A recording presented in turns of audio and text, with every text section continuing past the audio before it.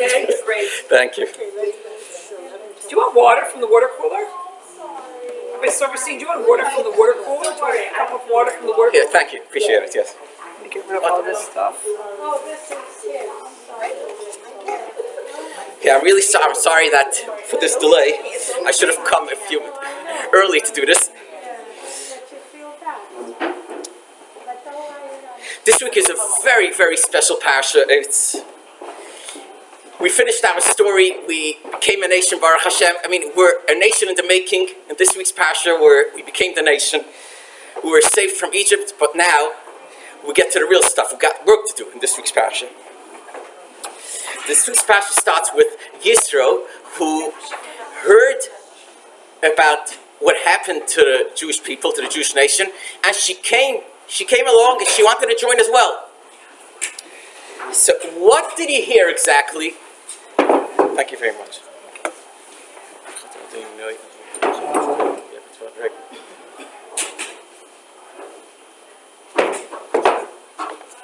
What did he hear that made him come? What was so enticing about which part was enticing to him?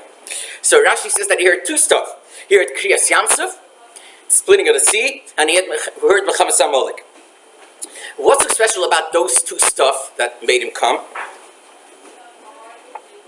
So Rabbi Broida explains that it's very simple. These two stuff show when Hashem split the sea, everybody heard and everybody was scared to touch the Jewish nation. And what happened afterwards at the end of the parsha? Amalek came along and they went into the hot bath and they cooled it off for everybody else. They showed everybody, you know what? We could touch the Jewish nation. And let's see if anything will happen. Something did happen, but they did cool off the boiling hot urn that Hashem cooked up by all the miracles that he made.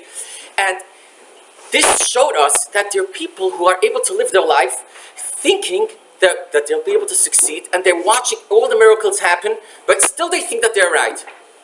And still they'll choose to ignore whatever they see, whatever knowledge they have, whatever sense puts into them, and they'll choose to ignore their common sense and just act the way they want. Nothing will change them. That's why Hashem said to erase those people, because nothing will ever change them.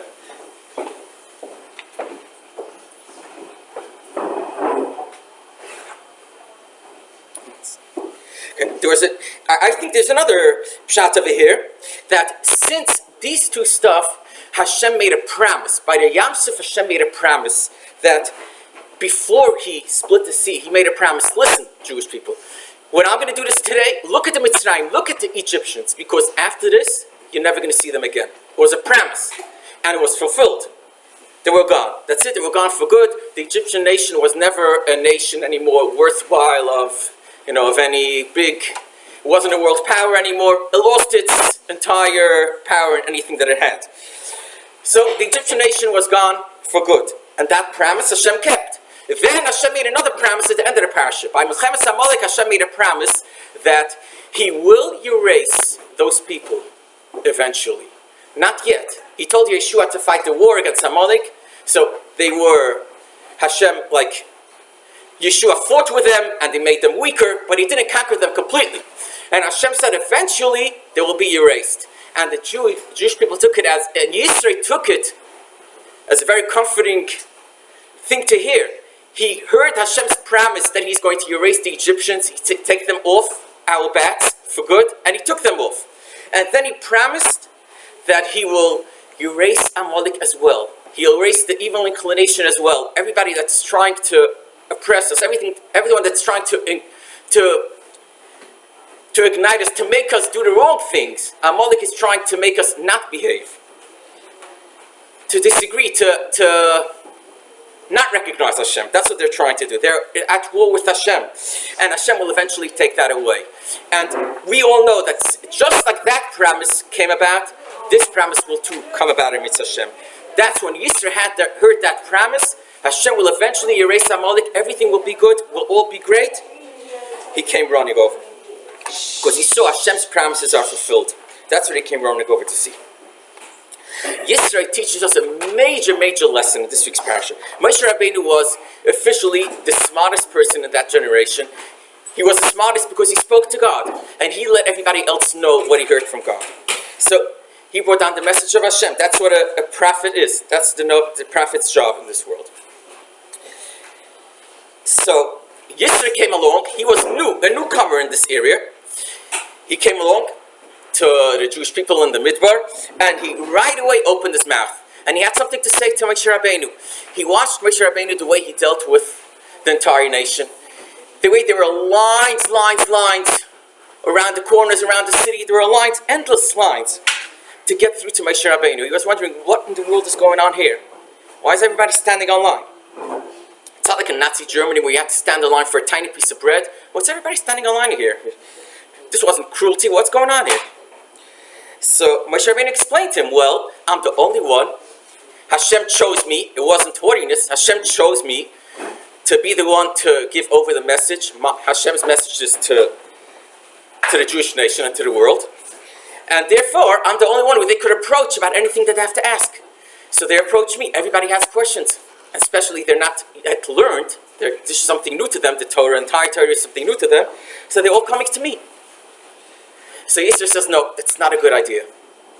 It's not a good idea. You're not going to be able to do it by yourself. So first of all, Yisro is not afraid to give ideas to one of the greatest people on earth, to the greatest person on earth. He knows that there are certain things which he might understand better. That's a great lesson for us. There might be the smartest people on earth. Everybody could know that, just like Moshe Rabbeinu was able to listen to Yisro, he didn't just push him away. He was able to listen to him because everybody has what to offer. There's no such thing that a person, he's a dumbbell. I'm not even going to go listen. I'm not even going to face him. I'm not even interested in hearing what he has to say. No. He took it very seriously and went over to Hashem and asked him, okay, is this a good idea? And he implemented it. He wasn't embarrassed. He wasn't afraid to admit, maybe that's a good idea. That's the first lesson. And it happens to be that it's interesting, in this week's parsha, later on, Moshe Rabbeinu acted the same way to Hashem himself, to God himself. He went over to God later on, and he said, they came to Har Sinai. It was on the first day of Rosh Chodesh Sivan. On the first day of Rosh Chodesh Sivan, Hashem did not say anything. Why not? Because they were too weak to hear. Even though what he said on the next day wasn't anything too deep. He said to them, what Hashem said on the next day to tell the nation is, you'll be a special nation to me, you'll belong to me, and you'll do what I say, and you'll be a precious gem to me. He built their confidence to know that they're going to have a mission in this world. What was so hard to take that information? And I'm going to give you all the laws to live by. It wasn't such a hard thing to concentrate on. But nevertheless, Hashem knew. Hashem has feelings. Hashem understands people. That's another lesson to learn. And Hashem knew at the first day that they arrived from their travel to Har Sinai, they weren't ready to hear anything. Like, oh, we're about to get laws? We're about to go into slavery again? Hashem understands that there has to be a time when there are times when it's hard to learn even the truth, even great people like that generation. Hashem understands that there is a time when they're just tired out of their journey to Har Sinai. The first day I won't tell them anything. Even them, I understand that there are times when they can't hear even the truth. There are times when people are broken, they're tired, weak points that a person has in life, and Hashem does not expect them to be able to hear even the truth. That's a lesson for us to know, to be down the kafschus, to judge other people favorably when they cannot hear the truth at times, when they make mistakes. It's because they are weak. They have weak points, and you can never judge what they're going through. So the second day, Moshe Rabbeinu started speaking to the nation and told them what they're about to experience. And the third day and the fourth day, he told them that you're going to have to listen to me, and he asked them, are you ready to accept the Torah? And they said, Na'aseh v'nishma. And on the fifth day, they're already ready to get the Torah. They're ready. But then the Gemara says that something happened. Moshe Rabbeinu decided, you know what? Hashem said to prepare them. They stayed away from the wife, it says, before Kabbalah Torah, 3 days or 2 days before, in order to have some purity. Not that the wife is not pure, chas v'shalom, but just they had to stay away from relations. So, okay, but they're already ready to accept the Torah, and Moshe Rabbeinu goes over and he has an idea. He tells Hashem, wait, don't come down yet. Give them another day to prepare. They're not ready yet. Give them another day to prepare. I think it's going to be better. And guess what? Hashem accepts it. Hashem says, Good, and he comes down a day later. Here we find that Moshe Rabbeinu acted the same way Yisro acted to him. He acted to Hashem. He learned a lesson from Yisro. He learned a lesson that the smartest people could still learn from somebody else. And Moshe Rabbeinu exercised this knowledge. And he knew that Hashem, in his goodness, ultimate goodness, is ready to hear as well. Hashem is ready to hear what a human being has to say. That's a great lesson of humility to all of us. Hashem knew he was such a humble person, Moshe Rabbeinu. He was ready to accept from Yisro, and he too expected to see the same from HaKadosh Baruch Hu, because a humble person sees humbleness in others as well. When a person sees badness in other people, bad traits, it's really, as the Baal Shem Tov says, it always reflects on him. A humble person like Moshe Rabbeinu was able to accept ideas from Yisro, learned quickly that Hashem is ready to do the same as well. And he right away implemented it. And he told Hashem he has an idea, a good idea, to push off Kabbalah Satira one day. Hashem was waiting for this day. The world was not steady until that day. It says by Yom HaShishi, the sixth day of creation, meaning it's referring to the sixth day in Chodesh Sivan, the sixth day when the Torah was given, the sixth day after they came to Har Sinai. The whole world was dependent upon this day. It wouldn't have stood if the Jewish people would not have gotten the Torah. If they would have said, no, we're not accepting the Torah, the world wouldn't have stood. So the world was waiting for this day. Hashem was waiting for this day, this sixth day of Sivan. And yet Hashem was ready, prepared to listen to Moshe Rabbeinu and push it off one day, listening to a human being. What humility is. It's a lesson for all of us. Before Kabbalah Satayt, it's a lesson to all of us. This lesson in humility, to be able to hear from someone else, and if we're ready to hear from anybody, from a tiny pipsqueak. Moshe Rabbeinu, compared to Hashem, is a bumblebee, a nothing, a fly. If Hashem was ready to hear from Moshe Rabbeinu, if Moshe Rabbeinu was ready to hear from Yisro, we'll be ready to hear from other people, and then we'll be ready to hear from Hashem. If we fool ourselves to think that we're not ready to hear from flies, from different people who are not ready to hear, we're only ready to hear from God, he's fooling himself. A person who's not ready to hear from other human beings is not ready to hear from Hashem either. And that's why there are plenty of people who are not ready to hear from Hashem, because they're really not ready, because they're moody. They're not ready to hear from people. You want to practice hearing from God, practice hearing from people. And you become a better person, and you learn the right way to live. That's what Yisro taught us in this week's parsha. So Yisro gave an idea to make other Jewish people knowledgeable. You don't have to be the only knowledgeable person in the Jewish nation. Let other people be knowledgeable as well. That's a sharp line he told Moshe Rabbeinu. Let other people share your knowledge with other people. Give up your stature, your status as being the only one who could give away Hashem's message. Share it with other people, and appoint other people to be able to do the same and share their knowledge with other people. An amazing lesson, which Yisro taught Moshe Rabbeinu. And Yisro told Moshe Rabbeinu, look for the qualified people. Look for people with good midas. What was his good midas? What was his qualifications for the people who will be ready to be judges, to be able to say what the halacha is to the Jewish people? So what the things were anshe chai, rich people. Why do you need rich people? It's really like a metaphor. It's like a mashal. It's like you didn't necessarily need rich. You needed rich, like sameach bechelka. You needed someone who is happy with what he has. Rich, just like rich people do not have to come on to other people, we needed people who do not have to come on to other people. People who do not have to bow down to other people, who are not afraid of other people, because other people need them. They don't need the other people. I mean, of course, we all need each other. It's a mistake to make. Everybody needs each other. The rich people need the poor people as well. Everybody needs. They may even get more from the poor person than the poor person gets from the rich person. They get the blessings from the poor people. They get the righteousness from the poor people, helping them. Maybe even more than what the rich people do for the poor people. That's important to know as well. But we need rich people, people who are not going to care what other people think when they do the right thing. I just heard a story about Khomeini, the Russian Marusha from Iran. The Russian Marusha, and he once had American hostages, which he wasn't ready to give away. And the American government, they asked Khomeini to let them please bring clergy to the hostages over there in the prison, to talk to visit them to lift up their spirits. And there were a few Jews there as well. And they asked him if some Jewish people, Jewish rabbis, could also come. And at first he said no, he said yes, and then he changed his mind. And then they had another opportunity, and he said yes, okay, come. And they came, the clergy came, and the rabbis also came, and they came into the prison. And it was Hanukkah time. And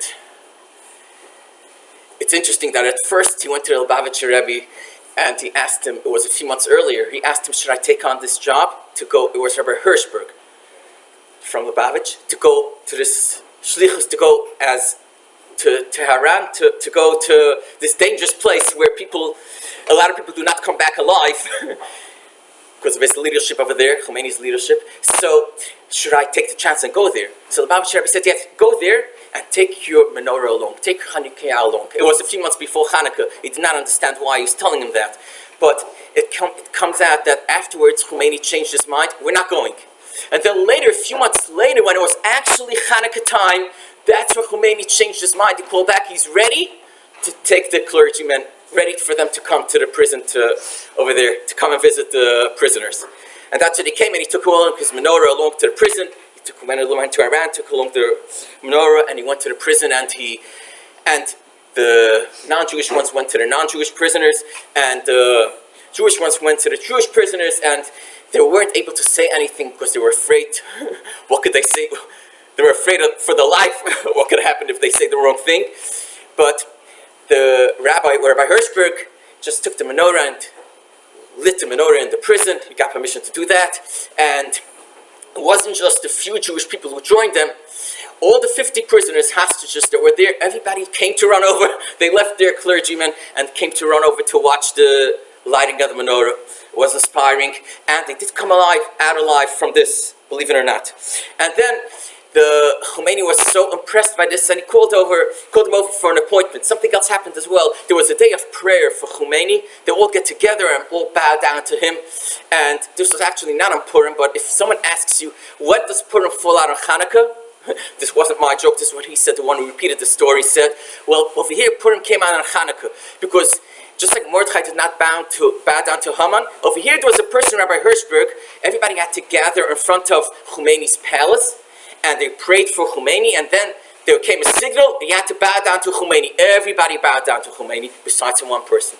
Rabbi Hirschberg did not bow down to Khomeini. The Purim story happening on Hanukkah. And Khomeini was so impressed by this, that he called him over, he wants to speak with him.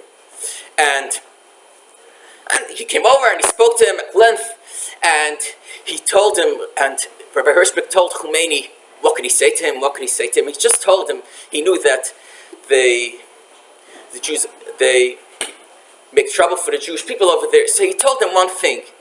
He's against Israel. He's against Eretz Israel, against Israel, the Israel nation, the Israel, Medinas Israel.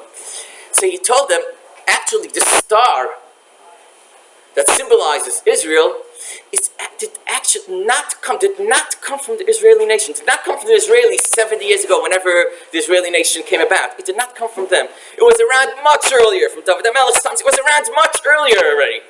You've got nothing to fear. When you see a Jew wearing that, when you see the Star of David, it has nothing to do with the Israelis. It's nothing to do with them. So, you could forgive the Jewish people. If you see Jewish people, if you see a Star of David in Iran, you don't have to get so excited. Khomeini listened to him, and he gave out a decree, and he said, okay, from now on, no bothering anybody with the Star of David. It's okay, it's fine. And actually, then there was a war between Iran and Iraq, and there was a curfew, and no one was allowed to leave the houses until maybe 8 o'clock in the morning, and it came time to slichas. And the Jewish people living there wanted to arise early for slichas, to come to shul together, to have slichas, and they weren't able to. But, so Rabbi Hirschberg spoke to Khomeini again, he was there again, to visit the prisoners again, and he spoke with him again, and he asked him to please, the Jewish people want to go to slichas in the morning, they want to pray in the morning, Chodesh El, before Rosh Hashanah. So Khomeini gave out a decree saying, any people with the Star of David are able to walk out, even though there's still a curfew, they're able to walk out before the curfew, the time is up. Well, what do you see from this story? That the person who's not afraid not afraid not to bow down to people, in the long run, at the end, he will be respected by everybody. The Anshe Chayil, the richer people, meaning the people who are happy with themselves, who don't need other people, they are the people who should be the people, the judges in our nation, who are able to say things without being afraid of anybody else. Someone asked Rabbi Miller, how should I be? How can I refrain from Lashon Hara without being a social outcast? That's a funny question. I saw this week from Rabbi Miller. Interesting type of question. And he says just about the same thing. He says, a social outcast, you're afraid to look nebby, to look nerdy, to look like off, socially off. SO is called by the girls, they call it SO, socially off. In Beis Yaakov, at least, that's what they call it. So that's what you're afraid about? Well, that's what he explained to them, Rabbi Miller. Exactly that point. And I just saw it, I heard these two stories at once, in 1 week, and it's the same point. Are you afraid that people are going to look down at you for refraining from saying Lashon Hara? It's just the opposite. And people will respect you for that. People will respect you for that.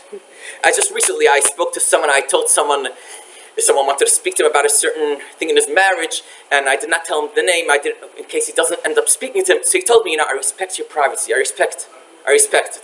People, after all, do respect seeing a person who is honest and does not give away someone else's name, does not dirty someone else's name. He wins. And he feels like an outcast. Well, actually, if someone speaks Lashon Hara, he is broadcast. He's broadcasting his own shortcomings. He's not being an outcast by refraining. He's being a broadcaster. He's broadcasting his own shortcomings. When he's broadcasting other people's shortcomings, he's broadcasting his own shortcomings. And it's actually a cast. It's a cast on his own shortcomings. He feels weak. He has low self-confidence. That's why he needs to speak bad about other people. That's the only reason why people speak negative about other people, because they feel low about themselves. So they need a cast to put on their own boo-boos, their own weak points. They need a cast. They think that the Lashon Hara will be a cast. Will save them from being an outcast. They need a cast onto their wounds that they have, inner wounds that they have, and they use the Lashon Hara to do that. And really, they're broadcasting what they're all about. And more than that, Lashon Hara is forecasting other people's shortcomings. It's not broadcasting alone, it's forecasting, meaning when someone speaks negative about another person, he causes the other person to behave the way he's saying he is. If someone speaks negative about another person, he causes the other person to behave negatively, to behave not good. If you think good about another person, chances are he'll behave well. If you think bad about another person and you say bad about another person, he'll behave. He'll live up to your expectations. So actually you are a broadcaster of your own shortcomings and you're a forecaster on his shortcomings. You're the one who is causing him to do what you think is his failure, is his wrongdoings that this person is doing. You're causing it. And when you come up to Shemaim and you say, oh, this person you spoke negatively about, well, actually, you're the one who caused it. You could have prevented it. By you speaking good about him, you could have prevented him from continuing to do what he did. And you actually caused, oh my, this will be such an embarrassment. Amazing. So, this is the same thing here. You have to be afraid. You can't be afraid of being a social outcast. You're afraid of being a social outcast, or you're not getting this job. So, Moshe Rabbeinu had to find people who are not afraid of being social outcasts. Rather, they're afraid of being forecasters about other people. They're afraid. They're careful with what they say out of their mouth in the right way, and they're not careful, and they don't care to say the right thing. They're not afraid of other people when saying the right thing. Seinei Batza, being hating money, that was another qualification to be one of the judges for the Jewish people. But, sadly enough to say, the sages say, Chazal say, that he did not find it even in that generation. That's something important for us to learn. People who hate money, he did not find, even in that generation, the greatest generation of all time in all of Jewish history was that generation. And he did not find people who hate money in that generation. The Gemara says, Gemara says, what's called someone who hates money? Well, actually, the Gemara explains what's called somebody who does not hate money, who loves money. The Gemara says if you see that there is a judge, someone who was convicted by a court to pay money, that he owes someone money, it means they had a fight with someone and he was convicted wrong. He was found guilty that he had to pay. He's off. He can't be a judge anymore. If you are fighting over money and you pass through a court case and you lost, you're gone. That's so. Petty fighting over money makes, and especially if you proven wrong, you're off. But you see from here an important lesson that Moshe Rabbeinu did not find such people in that generation. What does that tell us? That tells us when viewing other people as not being so honest, as loving money, it's okay, we're able to judge them favorably because it's normal, because even the greatest people of all time, that generation who got the Torah from Hashem, who spoke to Hashem, they all were prophetic, they all had prophecy at those moments. All of those people were not worthy to get this name of someone who hates money. So therefore, when we see someone who loves money in today's generation, especially, to say lashon hara about them, or to make fun of them, or to think low of them, is actually not the best of traits. That's another lesson. It's such an important, amazing lesson to learn from this. It's amazing how many things you can learn from the parsha of Kabbalah Torah. And it continues. There's so many lessons, you can only say a few more. But, it says here, Moshe Rabbeinu heard from Klal Yisrael, heard from the Jewish nation, we're ready to accept the Torah. We're ready to accept it. Na'aseh v'nishma, the known words which the Jewish nation said, we're ready, we'll do and we'll hear.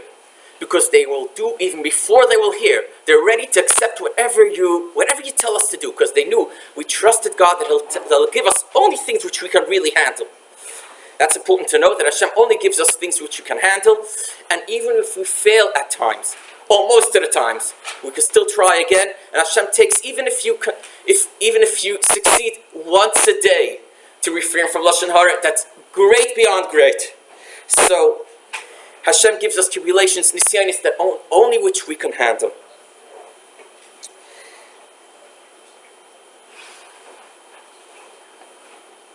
Okay, so that's what we said, Na'aseh v'nishma. So Moshe Rabbeinu went back to Hashem and he told them what the Jewish nation said. Why did he go back to him? Doesn't Hashem know? Doesn't God know by himself what everybody thinks? And it's just created by my study partner right now. It's amazing how he has a talent. Whenever he sees me spacing out for a second, he catches it right away. If I'm looking at him and I could be shaking my head, he reads my mind and he tells me, computer on.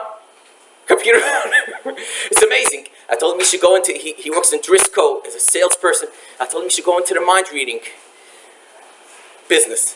But that's just, but Hashem really knows what's going on in people's minds. And I'll admit that it's really humbling to me when I get this comment from him.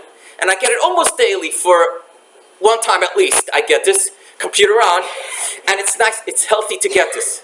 I appreciate this. It's such an easy way to get some humility into myself. I'm allowed to get comments, computer on. It's hurtful a little bit that you're not listening to me, like I was spacing out for a second, and it's really hurtful. I know how it feels when someone is doing that to me. So I accept his mussar, it's humbling. But Hashem really knows what's going on, what everybody thinks. Hashem did not need Moshe Rabbeinu to tell him what we said, what we answered. But Moshe Rabbeinu nevertheless came back and told him. Why did he come back and tell him that? It's to teach us a lesson. Sometimes when we're sent on a mission, let's say by our parents, let's say someone asks you to do a favor, and you decide your wife still asks you to do something, and meanwhile you're out of the house, and she knows that you're doing something, so she knows why you're not home. She really needs your help, but she knows why you're not home. So you finished your job, but you're not going to come home yet. You still have, because you didn't tell your wife that you finished your job yet. So you still have a few minutes free time. I won't tell my wife that I finished my job. Like this, she won't give me another job to do. Because as soon as I finished, I'll just get another job. So, which she's entitled to ask me for another job. 100%, because the lady's job is unbelievable, unimaginable for a man. I can't get over it ever. Every night that I go through, I just learn more and more how powerful the lady's nature is to be able to deal with what goes on every night and every day in the house. Just a few minute glimpse of it when I come home for supper, it's just enough to, I don't know how she does it at all. So she really deserves to ask one favor after another after another. But if I use the free time, I will tell her that I finished my job already, because like this I have some free time. Moshe Rabbeinu taught us that when you finish your job, you go back and tell him that you finished your job. That's decency. It's derech eretz. Why is it derech eretz? Not just, Chazal say it's derech eretz to say that you finished. It's also derech eretz because don't be afraid to get another job. It's derech eretz to show that I'm ready, I'm at your service. And I want you to give me another job. So I'm coming to you. I'm waiting to hear what's next. That's how when we wake up in the morning, we say, Moda Ani, Moda Ani. It's amazing words that we say, thank you Hashem, I'm here. We don't first do other things, and then half an hour later we tell Hashem, I'm here, because we don't want to hear yet, because first we want to do our stuff. No, we wake up and we open our eyes and we tell Hashem, okay, I'm here. I'm ready to do whatever you want me to do today. That's the way to start off the day. I'm ready to hear. Right away I'm ready to hear. Even when I have other things to do, you come first. That's the halacha when you wake up in the morning.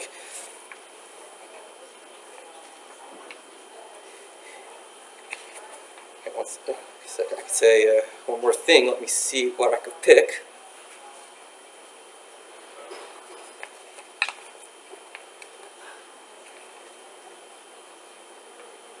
It's very interesting. This is a lesson. I'm picking what, there are many miracles which happened over here. And I'll just pick a small thing over here because the lessons are so amazing here. So rather bring out a lesson, a muscle lesson, than bring out, of course, the greatness of all the miracles that happened, that transpired over there. It was the greatest of miracles ever. And it's important to study it, and you'll gain emunah, you'll gain belief in Hashem, and you'll understand that there's no other way. Hashem must have created this world, and it's important to learn through this parsha and every other parsha as well. But let's see, over here, it says, it's my wife calling, but, is my wife first? I'm still in the middle of speaking, but I'll call you in a few more minutes. But I just spoke that my wife was first. I had to pick up the phone, even though it's unrespectful to the crowd. Okay, Kalta. Okay. So, life lesson. This is the best lesson. This is the lesson that whatever you talk now we saw it. That's right. Thank you. So over here, Chazal say that every Hashem said 10 commandments. Why these were so important? What is the significance of each of these commandments? Is a story in itself. But each one of the commandments came along with something else with it. Hashem, it says by every commandment, Hashem went to his treasure house. What's in Hashem's treasure house? What's in Hashem's treasure? What's in Hashem's treasure houses? Well, gold and silver? Well, let's see what Hashem opens up. It reminds me of Shlomo HaMelech, a quick story. Shlomo HaMelech, once someone showed him that he was walking with his servant, and his servant showed him, look at this lady, she was singing while she was working.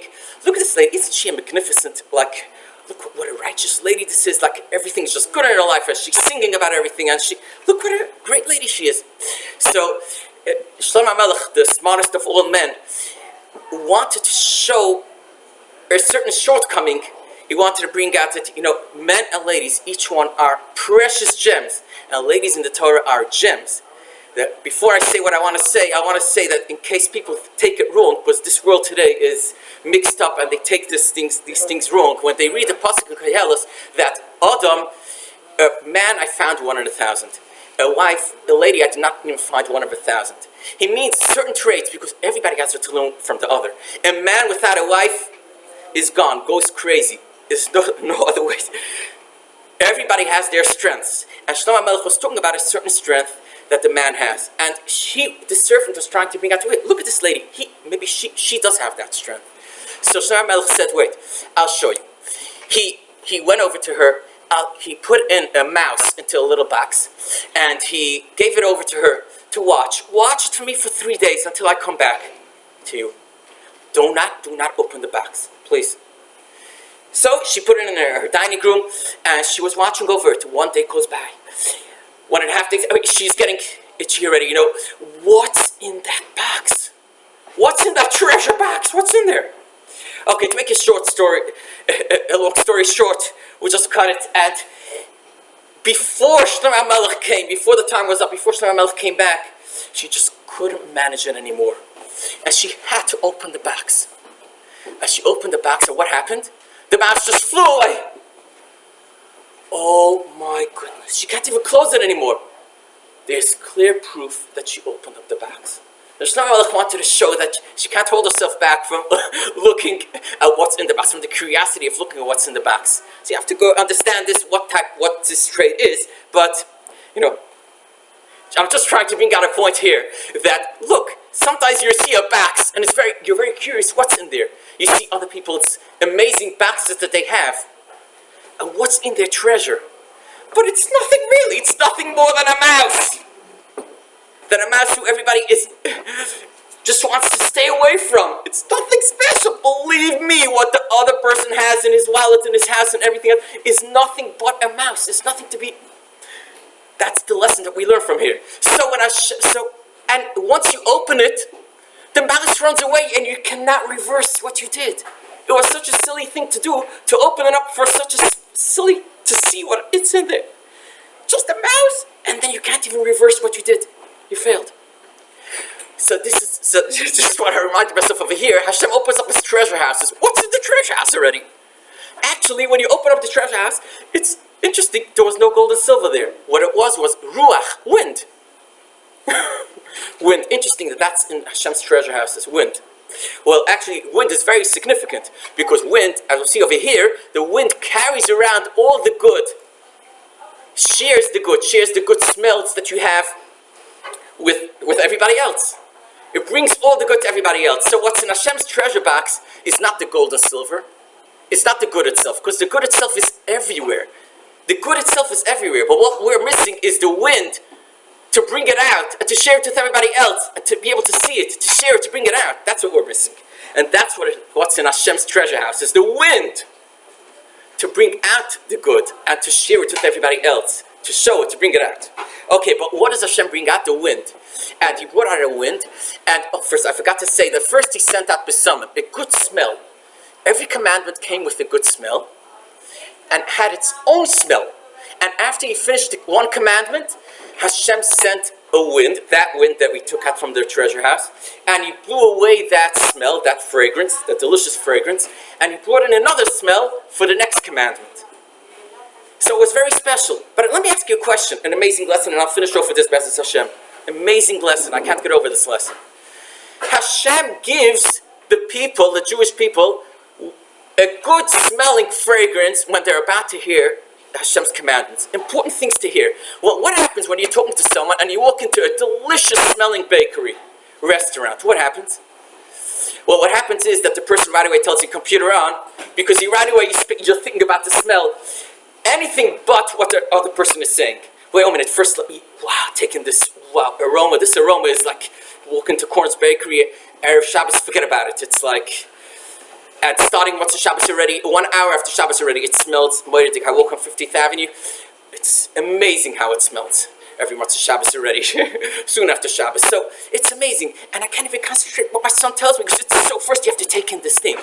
So why did Hashem give them like a fidget spinner, like it's something to play around with, something to smell, will take their minds off from what Hashem is saying? Doesn't Hashem mind when they're thinking about different things that they're going to be smelling while he's talking? But Hashem taught us this amazing lesson. No, I don't mind. I don't mind if while I am speaking to you, that you're also going to enjoy the fragrance. And if you space out for a minute, I don't mind as well. Amazing what Hashem taught us. Hashem wants it to be comfortable for us to listen. We should learn in comfort, with air conditioning, with everything else. Hashem wants us to be comfortable and to have a good fragrance. And even if at times we'll be spacing out and thinking about the good, delicious aroma. 1 minute, finished. Hashem does not mind that. That's a great lesson for us. When we see someone who we're talking to and he's busy smelling the delicious aroma, not to take it so personally. It's a good lesson in humility for us. When we see such a thing, when we experience such a thing, and we experience it, I'm sure, daily, when we speak to people and they don't hear us, or we do the same to other people, as I said before already. So maybe all learn from all these timeless lessons from Kabbalah Satira, which such beautiful midas and traits that we're able to learn from this and grow in every area of life. And we should be zeichem Hashem to Kabbalah Satira the true way, and we should be zeichem to Mashiach Tzidkenu Be'ez Hashem in Hashem's revelation again. Called the good shabbos. We should have. Dude.